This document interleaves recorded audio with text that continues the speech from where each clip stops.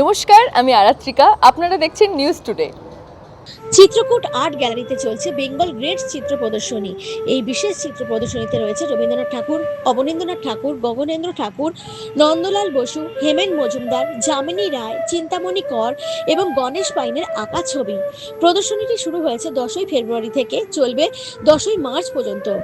Chitrakoot art গ্যালারির কর্ণধার mister Prabhas Kejriwal এবং চারুলতার কর্ণধার মিস্টার আশাতুল হালদারের যৌথ উদ্যোগে হওয়া এই প্রদর্শনী ঘুরে দেখার সময়সীমা দুপুর 1টা থেকে সন্ধ্যে 7টা।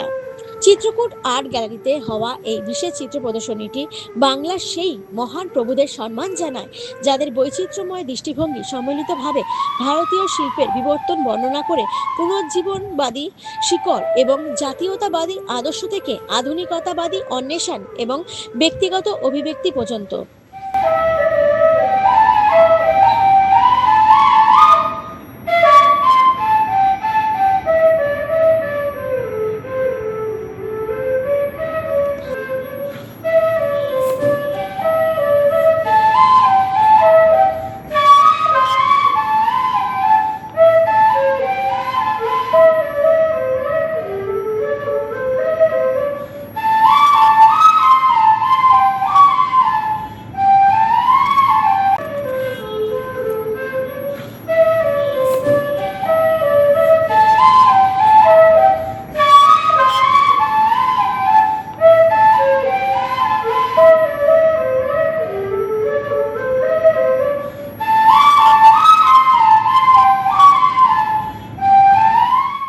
কবে থেকে কবে অবধি হচ্ছে এক্সিবিশনে, এবার কে কে ছবি? নমস্কার। এই চিত্রকূট আর্ট গ্যালারিতে বেঙ্গল গেটস বলে প্রদর্শনী 10 ফেব্রুয়ারি থেকে শুরু হয়েছে আর চলবে 10 মার্চ অবধি।